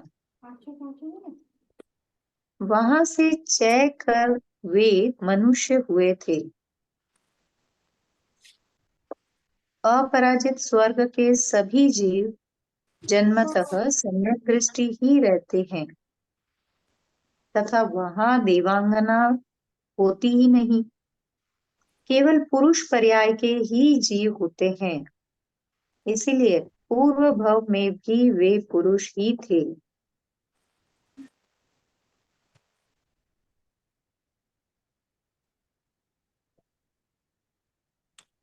आगे पढ़ यहाँ लीजिए। पे हाँ, तीसरी बात, ग्रैविक स्वर्ग के ऊपर, अनुदिश और अनुत्तर स्वर्ग के सभी देव उसके पूर्व में भावलिंगी मुनि ही होते हैं, जो कि पुरुष ही होते हैं, स्त्री नहीं।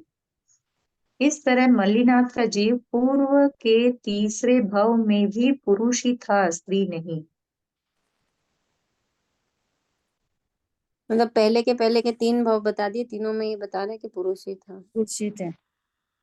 एक क्योंकि जिसमें इनकी मुक्ति हुई वो भी बता दिया हम्म। कि नहीं हो सकते। सेकंड हो गया जो ये अपराजित स्वर्ग के वे देव थे हम्म। और वहीं पे पुरुष ही होते हैं, तो वो हम्म। स्त्री नहीं हो सकते। और थर्ड पॉइंट हो गया कि न ग्रैविक स्वर्ग के ऊपर, अनुदिश और अनुत्तर स्वर्ग के सभी देव उसके पूर्व में भावलिंगी मुनि ही होते हैं। अब भावलिंगी मुनि पहले ही बता दिया कि पुरुष ही होते हैं, स्त्री नहीं होते। हम्म। और एक नियम जान लो, चौथा नियम भी है, ये भाव चौथा है। से भाव से स्त्री वेद वाले पुरुषों को तीर्थंकर प्रकृति का बंध तो हो सकता है, परंतु उन्हें तीर्थंकर प्रकृति का उदय नहीं होता। भाव से स्त्री वेद वाले पुरुषों को तीर्थंकर प्रकृति का बंध तो हो सकता है, परंतु उन्हें तीर्थंकर प्रकृति का उदय नहीं होता। हाँ, मतलब वो तीर्थंकर नहीं हो सकते हैं। अच्छा। बंध और उदय की बात है। उदय होगा तभी तो तीर्थंकर प्रकृति का उदय होगा, तभी तो दिव्य ध्वनि गिरेगी, समूह रचना होगी, परम औदारिक शरीर होगा। वो तीर्थंकर प्रकृति का उदय नहीं हो सकता है। तीर्थंकर प्रकृति का उदय 13वें गुण स्थान में होता है, जबकि किसी स्त्री को 5वें गुण स्थान से ऊपर जाने की योग्यता ही नहीं होती। तो यहाँ भी इन 4 पॉइंट से खंडन किया है, बताने की कोशिश करी है कि मल्लीनाथ भगवान स्त्री पर्याय में से होकर मुक्त नहीं जा सकते हैं। अगर ऐसी मान्यता है तो वो तर्क संगत नहीं है, किसी अपेक्षा से कहने की बात नहीं है, तर्क से भी नहीं बैठती है। ठीक है, आगे पढ़िए। और भी जानना है, उसी भाव में मोक्ष जाने वाले जीव को चरम शरीरी कहते हैं। उनके नियम से वज्र वृषभ वृषभ नाराज सहनन ही होता है, जबकि स्त्रियों को नीचे के 3 सहनन ही होते हैं। ऊपर के 3 सहनन कभी हो ही नहीं सकते। हाँ, ये सहनन 6 होते हैं, देखिएगा। तो स्त्री पुरुष का हम्म। यहाँ है, तो जो भी तीर्थंकर होता है उनको वज्र वृषभ नाराज मतलब उत्कृष्ट वाला सहनन ही होता है। सहनन हम्म, मतलब उस तरह की हड्डियां, उनकी उनकी हड्डियां जोड़। होती। सहनन, हाँ, मजबूत, इतना हीरे की तरह मजबूत उनका शरीर होता है। तो वो एक बात होती है। बट स्त्री होंगे तो उनके तो 3 ही सहनन होते हैं, ऊपर के वज्र वृषभ नाराज हो नहीं सकता है। तो फिर कैसे तालमेल बैठेगा? तो एक पहले क्या नियम बताते हैं कि तीर्थंकर होंगे तो वज्र वृषभ नाराज सहनन होगा। ये तो मानोगे, ये मानोगे तो फिर मानोगे कि स्त्री के तो होता नहीं है। तो फिर आप उनको तीर्थंकर कैसे बताओगे आप? हम्म। ठीक है।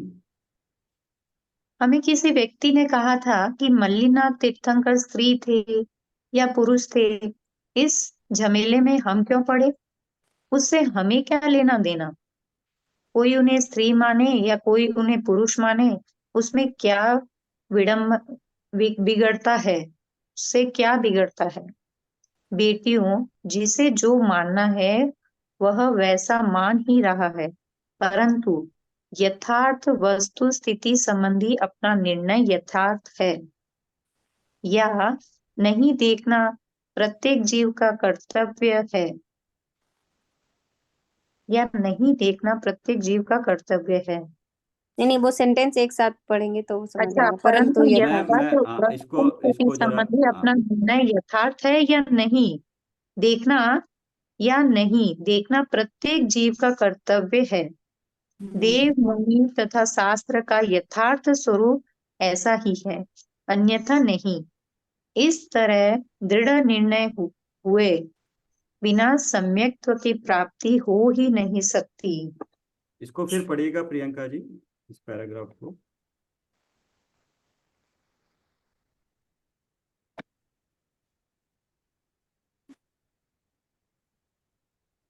मैं पढ़ूं सर वापिस? नहीं, कोई और पढ़ ले, आपने पढ़ा एक और, आप अब इसको सुनिएगा। हाँ, हाँ। संगीता जी है। हाँ बेटियों, जिसे जो मानना है वो वैसा मान ही रहा है। हाँ, तो जो जैसा मान रहा है उसमें तो किसको रोक नहीं सकते, बट हाँ, क्यों क्यों मानना, हाँ, परंतु परंतु यथार्थ वस्तु स्थिति संबंधी अपना निर्णय यथार्थ है या नहीं देखना प्रत्येक जीव का कर्तव्य है।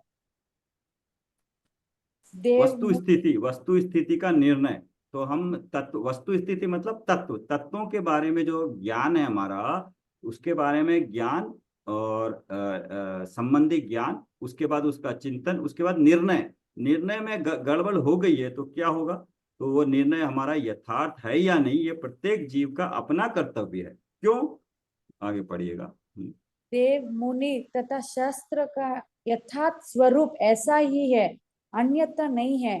इस तरह दृढ़ निर्णय हुए बिना सम्यक की प्राप्ति हो ही नहीं सकती। सच्चे देव गुरु शास्त्र का स्वरूप, सबसे पहली पहली जो आती है ना, तत्वों से पहले भी, छह द्रव्य से पहले भी जिसका निर्णय होना जरूरी है, वो सच्चे देव शास्त्र गुरु। क्यों कि जो शास्त्र है वो सच्चे सर्वज्ञ नहीं बताए, और जो गुरु हैं वो शास्त्र में जो बताया गया उसी के अनुसार वो पालन कर रहे हैं, उसी मार्ग पे चल रहे हैं। तो अगर सर्वज्ञ की सर्वज्ञता या उसके यथार्थ स्वरूप का निर्णय नहीं होगा, तो फिर हमें बाकी किस, हमारा फाउंडेशन ही नहीं होगा करेक्ट, ये कहना चाह रहे हम्म। आगे पढ़ो। राखी जी आप पढ़ रहे हो कि मैं पढ़ूं? नहीं, तो आगे ये पढ़िएगा, लास्ट पढ़िएगा, वो 2 बार पढ़िएगा इस तरह। नेक्स्ट सर में कौन सा पैराग्राफ? तीसरे अच्छा, पैराग्राफ लास्ट की लास्ट वाला। लाइन। इस तरह दृढ़ निर्णय हुए बिना सम्यक की प्राप्ति हो ही नहीं सकती। क्या है लिखा है, दृढ़ दृढ़ निर्णय हुए बिना, निर्णय हुए बिना मतलब निर्णय इधर उधर, ये नहीं होना कभी इधर कभी उधर वाला नहीं, ये ऐसे ही हैं, ऐसा दृढ़ निर्णय हुए बिना, अगर वो निर्णय नहीं हुआ, हमें अगर सम्यक की चाह है तो सम्यक की प्राप्ति हो ही नहीं सकती है। क्यों, क्योंकि जिसके आधार से हम सब मान के चल रहे हैं ना, जितनी भी चीजें बताई है, ये किसने बताई है, कर्मों के बारे में, कर्मों के बारे में बंद उदय प्रकृति प्रदेश स्थिति अनुभाग, कोई भी कर्म हमें दिखता नहीं है, कोई भी कर्म का परमाणु दिखता नहीं है, सर्वज्ञ ने बताई है। तो जिसने बताया उनका स्वरूप जानना जरूरी है। नहीं जानेंगे कोई बात नहीं, जो जैसा मान रहा है वो तो वैसा ही मान रहा है, लेकिन उसका फायदा नुकसान उसको खुद को देखना है कि उसको क्या चाहिए। चाहिए तो यथार्थ निर्णय करना पड़ेगा, और निर्णय के लिए किसी के बताए अनुसार ना करे, अपना खुद की सोच तर्क वितर्क लगा के, उनको जो दिए गए ना पैमाने मानदंडक दिए गए, उनको अच्छी तरह सोच के फिर डिसाइड करे तो यथार्थ निर्णय होगा, तो तभी सम्यक की प्राप्ति हो सकती है, ये बताया गया। हम्म। रुके यहाँ पे आज, या और थोड़ा कर ले, कंप्लीट तो होगा नहीं आज। सर लास्ट, थोड़ा लास्ट, सेकंड लास्ट तक कर लेता। ठीक है। चारों ही अनुयुगों के अभ्यास द्वारा अपनी मान्यता एवं आचरण की विपरीतता दूर करके वितरागता प्राप्त करना ही अपना आद्य कर्तव्य है। यहाँ अन्य जीवों के दोष दिखाना अपना प्रयोजन नहीं है, परंतु अपनी मान्यता सुधारने का प्रयोजन है। अन्य जीवों के आचरण तथा उनकी मान्यताएं देख देख कर स्वयं कसाई होना योग्य नहीं है। या मान्यता का मतलब क्या होता है, मान्यता मतलब दृढ़ संकल्प, जो बताया ना, दृढ़ निर्णय, जो हमारे मान्यता मतलब बेसिकली श्रद्धा, श्रद्धा। हाँ। श्रद्धा, और श्रद्धा मतलब सीधा सम्यक से संबंधित है, हम्म। अपनी श्रद्धा।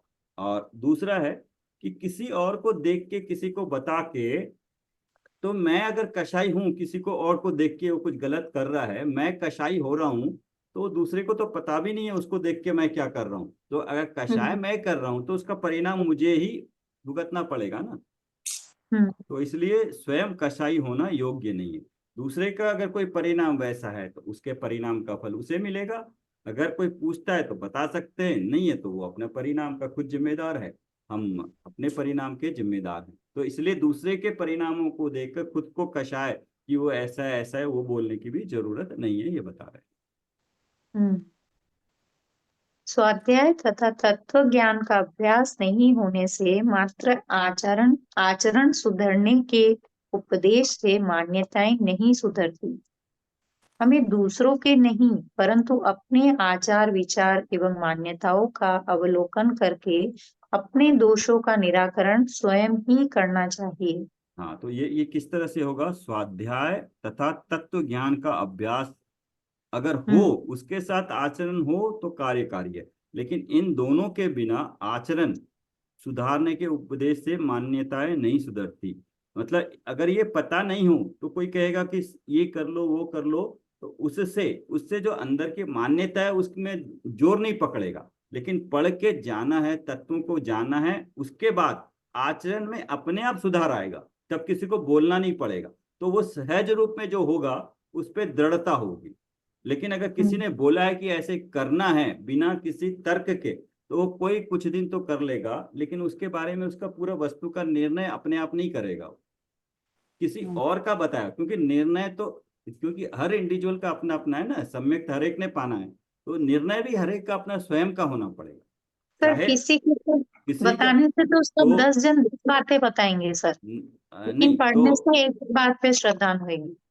नहीं, यहाँ तो देव गुरु भी के शास्त्र भी कहते हैं कि हम जो बता रहे हैं उसको आप अपने तर्क से क्वेश्चन भी करते हैं ना, एक एक एक क्वेश्चन खुद ही से करते हैं। आपने जो बोला क्यों माने, तो उसका देते हैं, तर्क भी देते हैं कि आप पहले खुद निर्णय करिएगा, हम जो बोल रहे हैं डायरेक्टली मत सुनिए। इवन देव गुरु शास्त्र भी कह रहे हैं कि हम जो बता रहे हैं नहीं, उसको आप अपने तर्क से, युक्ति से, कसौटी पे कस के, जब आपको लगेगा हाँ ये ऐसा है, तब आपका निर्णय दृढ़ होगा। लेकिन अगर किसी ने कह दिया ऐसे करो, तो उसके पीछे तर्क नहीं होगा। तो वो पंडित जी ने बताया था कि अपने कुल की मान्यता से, किसी ने कह दिया उसकी मान्यता से हम मानना शुरू कर देते हैं, तो वो तो ठीक नहीं है। ग्रहित अग्रहित मिथ्यात्व में भी बताया था। बेटियों, अनंत काल भटक कर हम आज मनुष्य पर्याय में आए हैं। इस मनुष्य भव की दुर्लभता के बारे में हमने पूर्व में चर्चा की थी। अब तत्व जिज्ञासा, तत्व रुचि तो तुम्हें है ही, जिनेन्द्र कथित तत्व भी तुम्हें प्राप्त है। बस अब बारंबार उन्हीं तत्वों का विचार करते रहना। संयोगों को बदलने की रुचि छोड़ दो। सारे संयोग उनकी स्वयं की योग्यता से जैसे बनने बिगड़ने हैं वैसे होंगे।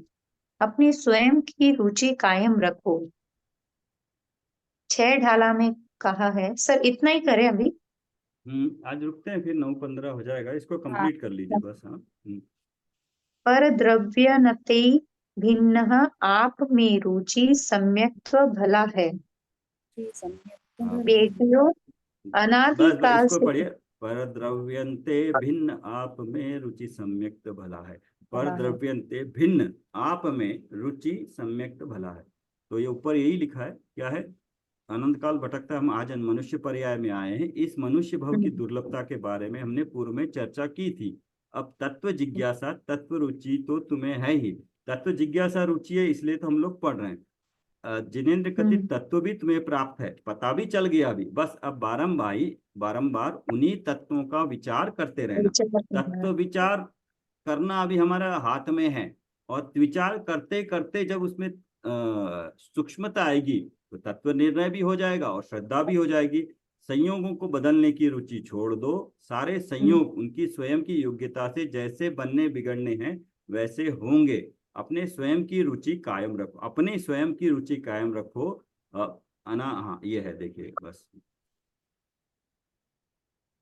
ठीक है, इसको कंप्लीट कर दीजिए। बेटियों, अनादिकाल से यह जीव संयोगों में, शरीर में, रागादि में ही रचा पचा है।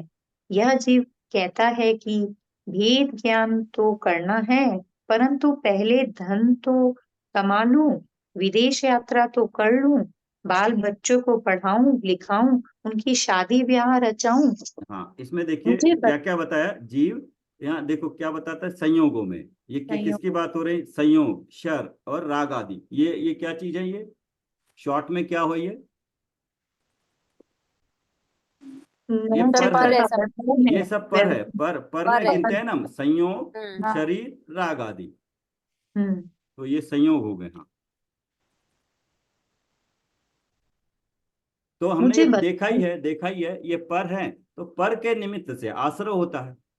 आप हम्म, उसको तत्वों को जब भी ध्यान में रखोगे तो यही पता लगेगा, पर के निमित्त से, पर के आश्रय से, पर की ओर दृष्टि करने से आश्रय होता है। तो उसको छोड़ने के लिए स्व की ओर आना है। तो वो सेम मेन रूल लागू होता है यहाँ।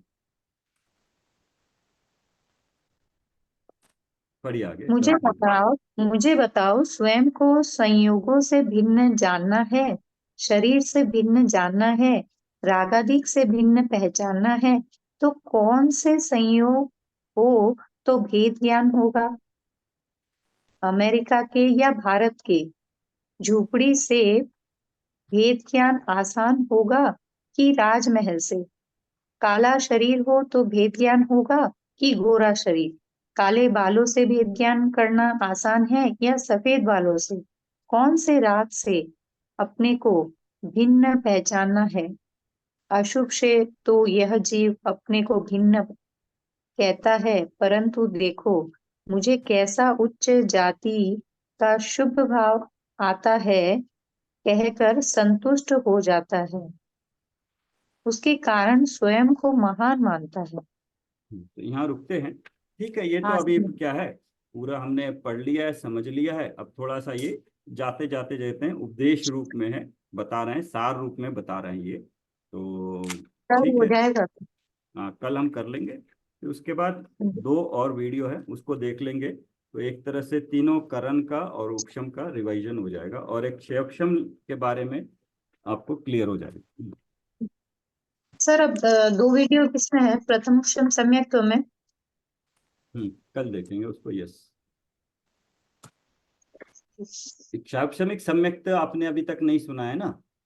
हाँ वो जानना चाहेंगे वो क्षाक्षमिक सम्यक की डिटेल? हाँ स्पर्धक आते हैं उसमें। हम्म, देशघाती और सर्वघाती स्पर्धक होते हैं, किसका उदय होता है, तो क्षयक्षम किस तरह से घटित होता है। हाँ क्यों? और दूसरी चीज क्या है, चार पांच तरह के क्षोक्षम वर्ड आते हैं। एक होता है क्षौक्षमिक ज्ञान, एक होता है क्षौक्षमिक सम्यक्त, हम्म, और एक होता है क्षोक्षम। कर्मों का सामान्य रूप से क्षोक्षम होता है, जो क्षौक्षमिक ज्ञान वगैरह बोलते हैं। ये एक क्षोक्षम हो गया। तो हर एक में क्या डिफरेंस है, वो एक दो और तरह के हैं। क्या में है? चारित्र भी होता है। क्षौक्षमिक चारित्र भी होता है। तो हर एक में क्या डिफरेंस है, वर्ड तो क्षौक्षम यूज हो रहा है, लेकिन जब तक हम्म, उसका आगे का सम्यक्त ज्ञान या चारित्र नहीं लगाएंगे, सम्यक्त नहीं लगाएंगे, तो उसका भाव वासन या उसके डिफरेंस समझ में नहीं आएगा। और फिर क्षौक्षमिक होता क्या है, किस तरह से होता है, तो वो थोड़ा देखेंगे अच्छी तरह से, क्लोजिंग हो जाएगा हमारा। हम्म, मेन मकसद यही है, हम भी सवेरे वो भूगोल कर रहे हैं, तो आराम से पढ़ के अर्थ समझने में बड़ा आनंद आता है। पूरा पढ़ के खत्म कर दें उसमें कोई मतलब नहीं है। जब पढ़ के उसका भाव वासन हो ना, तब आनंद आता है कि हाँ पढ़ लिया। बाकी जगह चीज तो हर जगह एक ही है, कहीं से भी निकालो वीतरागता ही है, स्व पर का भेद विज्ञान है। सर कितनी क्लासेस हो गई भूगोल के? 10-15 क्लासेस? आज शायद 10 हो गई है। अच्छा। हम नहीं कर पाएंगे सुबह 9 बजे। नहीं नहीं, वही पूछिए, 10 नहीं, क्लास। वो सवेरे नहीं होती है, 2-3 दिन सवेरे हो जाती है। अभी कुछ दिन सवेरे आपके ये 7:50 से पहले 7 to 7:50 वो भी हो जाती है। रोज एक टाइम नहीं है, चेंज होता रहता है, कभी होती है कभी नहीं भी। चल रही है बस, बट आनंद आ रहा है उसमें भी।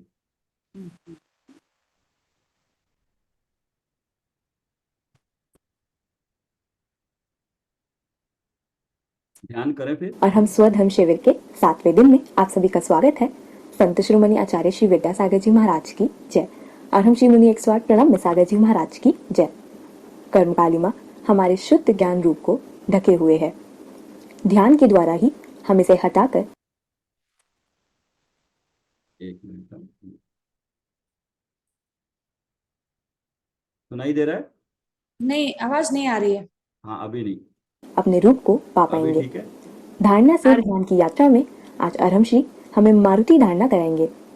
अपनी ध्यान अग्नि से अपने कर्मों को जलाकर अपनी आत्म संपदा, अपने ज्ञान वैभव को कैसे प्राप्त करें, आज अरहमश्री हमें बड़ी सहजता से यह सिखाएंगे। धर्म ध्यान करने की जो विधियां बताई गई हैं उन्हीं का क्रमवार वर्णन चल रहा है। आपको पिंडस्थ ध्यान की विधि बताई जा रही है। पिंडस्थ ध्यान एक तरह की धारणा है और धारणा से उत्पन्न होने वाला ध्यान पिंडस्थ ध्यान कहलाता है। इस पिंडस्थ ध्यान में आपको बताया गया है कि 5 प्रकार की धारणाओं का आलम्बन लेना है, जो पार्थिवी आदि धारणाओं के क्रम से आपको विस्तार से बताया जा रहा है। 2 धारणाएं आप सुन चुके हैं, जान चुके हैं, एक पार्थिवी धारणा और एक आग्नेयी धारणा, पृथ्वी संबंधी और अग्नि संबंधी। इन धारणाओं को करने के बाद में अभी वह ध्यान और धारणा का कार्य पूरा नहीं हुआ। आग्नेयी धारणा के बाद में मारुति धारणा का क्रम आता है, जो आपको आगे बताया जाना है। सीधे बैठे,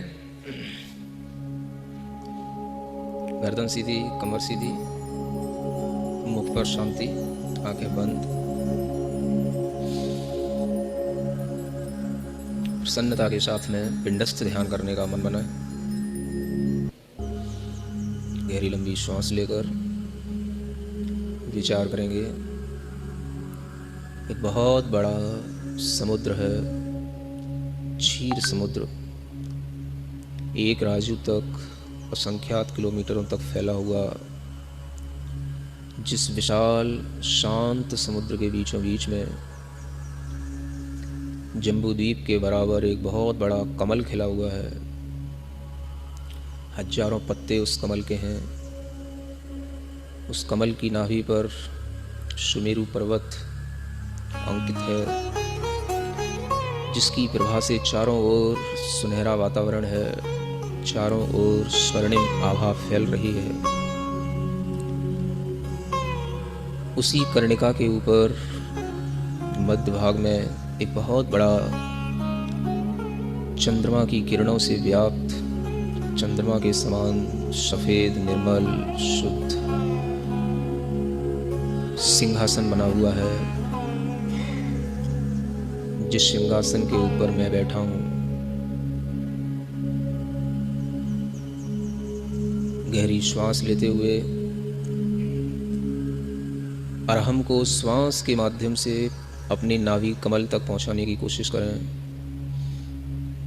मैं श्वास लेकर के नाभि के कमल को खिलता हुआ देख रहा हूं। जिस नाभि कमल में 16 पत्ते हैं बड़े बड़े, जिन 16 पत्तों पर मैंने 16 स्वरों की रचना कर रखी है। अ आ इ ई उ ऊ, री री ली री, ए ऐ ओ औ अंग। बीचों बीच में अरहम लिखा हुआ है। एक गहरी लंबी श्वास लें जो हृदय स्थान तक पहुंचे और हृदय में एक अधोमुखी कमल की रचना करें। जिस कमल का मुख नीचे की ओर है, जिसमें 8 पत्ते हैं और उन 8 पत्तों पर 8 कर्मों के नाम लिखे हुए हैं। ज्ञानावरण, दर्शनावरण, वेदनीय, मोहनीय, आयु, नाम, गोत्र, अंतराय। महसूस करें जो अरहम लिखा हुआ था, उस अरहम के हा अक्षर के ऊपर जो रेफ है, उसमें से हल्का हल्का सा धुआं निकल रहा है।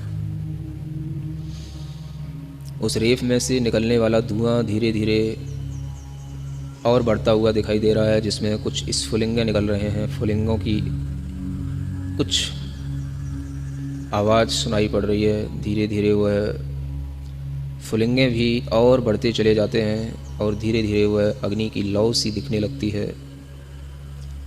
वह लौ भी और बढ़ती चली जा रही है और वह लपटों का रूप ले रही है।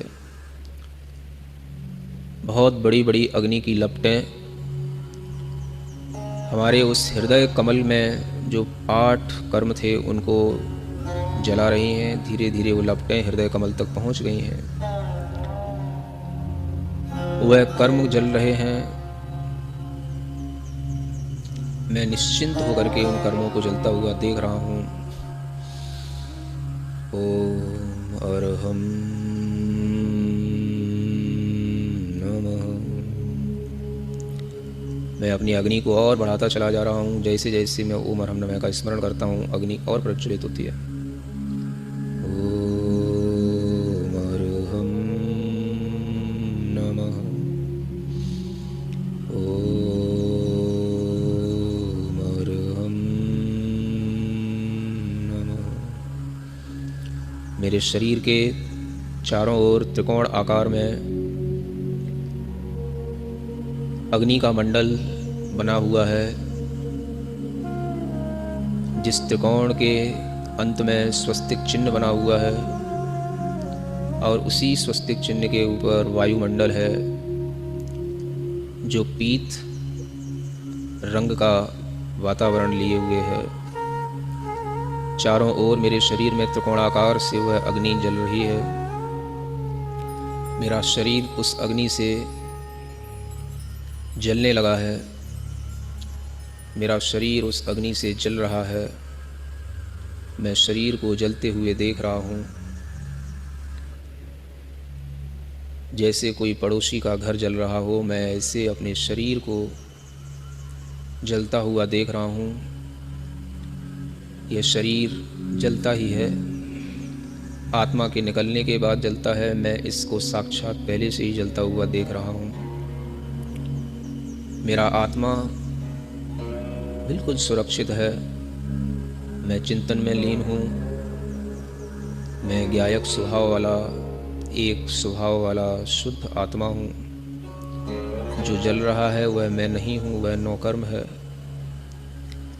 जलते जलते अग्नि पूरे शरीर में फैल गई है। पूरा शरीर जल रहा है, लेकिन मैं बिल्कुल निश्चिंत बैठा बैठा देख रहा हूँ। उस जलती हुई अग्नि ने शरीर को जला दिया।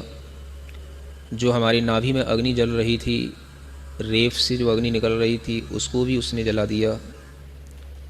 कर्म को भी जला दिया। सब कुछ उस अग्नि ने अपने मुंह में सब कुछ ले लिया और सब एक अग्नि हो गई। पूरा वह अग्नि का मंडल अब उसको जलाने के लिए, कहीं कोई और बढ़ाने के लिए ईंधन नहीं मिल रहा, तो वह अग्नि धीमे धीमे शांत हो रही है। सबको जल चुका है। कर्म, शरीर, कर्म से होने वाले भाव। मैं एक ज्ञायक स्वभाव वाला आत्मा हूँ जो अभी भी महसूस कर रहा हूँ। अग्नि पूर्णतया शांत हो गई है। चारों तरफ राख बिखरी पड़ी है शरीर की। आत्मा से वह राख जुड़ी हुई है, चिपकी हुई है। चारों ओर आत्मा अभी भी उस राख से ढकी हुई है। ओम अरहम नमः। ओम अरहम नमः। ओम अरहम नमः। बहुत तेजी से, वेग से चारों ओर हवा चलने लगी है, आंधी चलने लगी है। तूफान प्रचंड वेग से चारों ओर बहने लगा है। उस तूफान की प्रबल वायु में मेरे आसपास पड़ी हुई सारी राख उड़ रही है। सब राख के कण कण तितर बितर हो गए। पूरी राख इधर उधर उड़ करके बहुत तेज वेग के साथ चारों ओर फैल गई। तेज वेग के साथ वह तूफान क्षण भर के लिए आया, सब राख उड़ा करके ले गया और वह तूफान भी शांत हो गया। ओम अरहम नमः। ओम अरहम नमः। ओम अरहम नमः। अचानक से देख रहा हूँ, जान रहा हूँ, चारों ओर बिजली की कड़कड़ाहट होने लगी। चारों ओर मेघों की गर्जना होने लगी। बहुत घमासान बारिश की तैयारी हो गई है। वह चारों ओर से बहुत अमृतमय जल की वर्षा बड़ी बड़ी बूंदों के साथ हो रही है और वह हमारे शरीर के ऊपर भी गिर रही है। हमारी आत्मा के शरीर के ऊपर भी वह वर्षा हो रही है, और वह आत्मा का ज्ञान शरीर, उस ज्ञान के ऊपर लगा हुआ तरह तरह का मैल सब धुल रहा है, चिपकी हुई राख भी सब साफ हो रही है, आत्मा का प्रक्षालन हो रहा है, मेरी आत्मा का अभिषेक हो रहा है अमृतमय वर्षा से। वह वर्षा भी पूर्ण होकर के खूब देर तक होकर के शांत हो गई। चारों ओर कोई भी पानी नहीं बचा। आत्मा पर, ज्ञान शरीर पर लगी हुई बूंदें भी टप टप करके बिल्कुल सूख गईं, शांत हो गईं।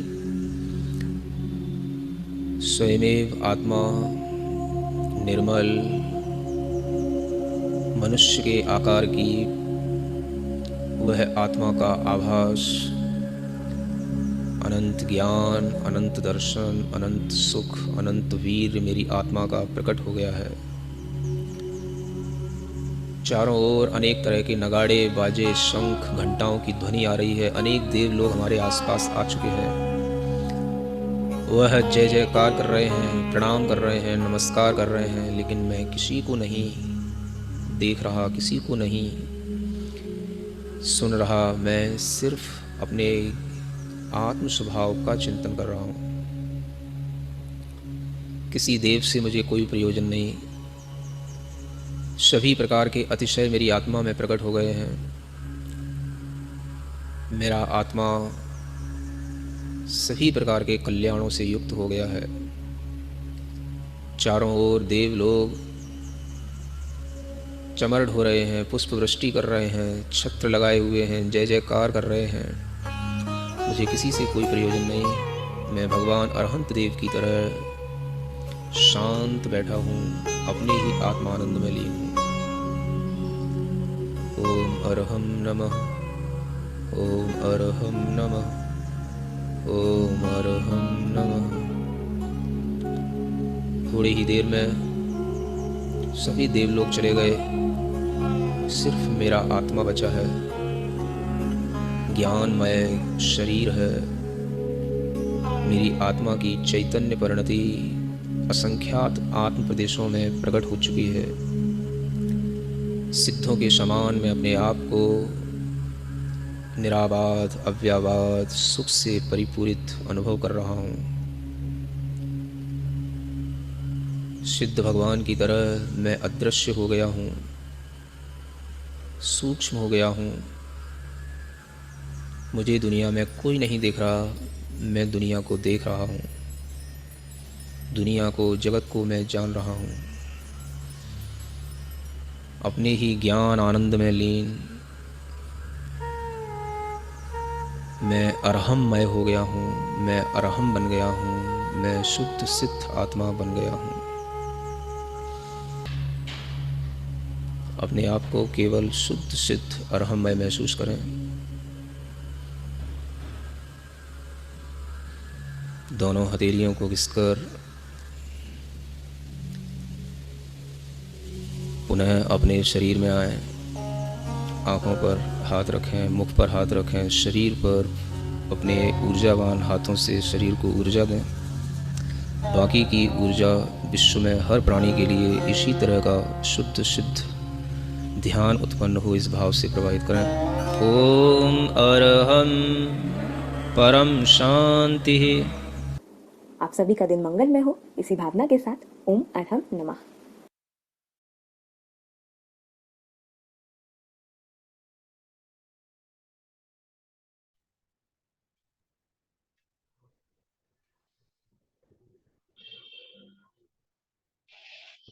आज ये शॉर्ट ध्यान हो गया। हम जो पूरा 1 घंटे का करते हैं हाँ, उसका सुबह पूरा करते हैं सर उसमें।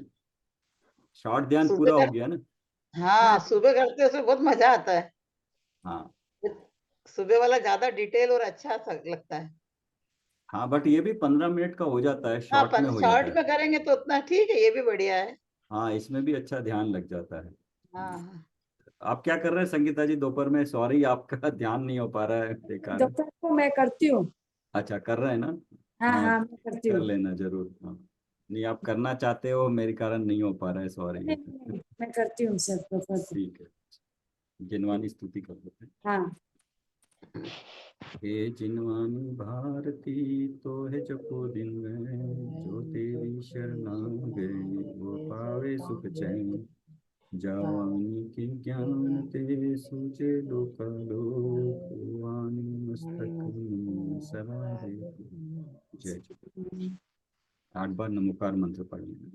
हम्म, जय जिनेन्द्र। जय जय। बहुत बहुत आभार। आज सवेरे कुछ कह रहे थे कुसुमलता जी आप, 7 बजे सवेरे मैं क्लास। क्या कह रही थी, मुझे कुछ ध्यान नहीं आ रहा, कुछ बोल तो रही थी मैं, हाँ आप कुछ कहना फिर चाह वो रहे थे एकदम मैंने। बंद हो गया था, कुछ बोल रही थी शायद मैं। हाँ यस। मुझे भी कुछ याद नहीं, अभी तो कुछ ध्यान नहीं आ रहा क्या बोल रही थी। ठीक है कोई बात नहीं। उसमें अच्छा लग रहा है वैसे सब, भूगोल हाँ? का भी मेरे को भी अच्छा लग रहा है। वो अच्छा गणित उसमें आता नहीं ना, गणित का थोड़ा हिसाब किताब समझ में नहीं आता कुछ। नहीं, आप कोई बात नहीं, आप उसका भाव समझ में भी आए तो विशुद्धि बढ़ रही है। वो हाँ एक्चुअली वो क्या है, उससे थोड़ा उपयोग सूक्ष्म होता है और थोड़ा डिटेलिंग पता लगता है क्या हो रहा है हाँ कर्मों में। बट अगर पता है कि विशुद्धि बढ़ रही है, जीव की विशुद्धि बढ़ रही है तो वो भाव भी है तो ठीक है। जो ग्रहण हो सके हो जाए वो ठीक है, जो नहीं आया उसकी चिंता करने की जरूरत नहीं। नहीं, वो चिंता तो मैं करती ही नहीं हूँ। हाँ चिंता बस। करके क्या करूंगी, जितना समझ में आएगा उतना ही समझूंगी ना। हाँ हाँ बस बस, जितना मतलब कुछ अच्छा हो रहा है, मतलब कर्मों में हाँ हो बस, रहा है, होता है। अच्छा हो रहा है, समय का हाँ सदुपयोग हो रहा है, ज्ञान बढ़ रहा है, हाँ विशुद्धि बढ़ती है। यस। और अभी हाँ तो पूरा क्लैरिटी भी हो गया सम्यक के बारे में, हाँ, पूरा क्लियर क्लियर हो गया अभी। क्लियर हो गई। सम्यक से पहले क्या होता है लब्धि में, सम्यक हम्म के समय में क्या होता है, और सम्यक समाप्त होने के बाद क्या होता समझ है, तीनों ही तो सब चीजें। आता है सब, और हाँ किताब लेके बोलो तो बोल देते हैं, फिर बिना ऐसे किताब से हाँ बोलो कोई कभी बात तो वो नहीं, नहीं कोई बोल बात नहीं, पाते। हमारे ज्ञान का स्वभाव ही ऐसे, हम तो केवल ज्ञानी नहीं है ना। अभी तो हम हाँ क्षायोक्षमिक ज्ञान है। क्षायोक्षमिक ज्ञान का ही मतलब ये है कि जो सामने है वो याद आ जाए, उसका अर्थ समझ में आ जाए तो काफी है। नहीं याद है कोई बात नहीं, क्योंकि आज जब तक उसको बार बार कोई चीज को बार बार बार बार पढ़ो नहीं ना, वो संस्कार में जाता नहीं है। तो इसलिए तो बार बार पढ़ने हम्म, की जरूरत होती है।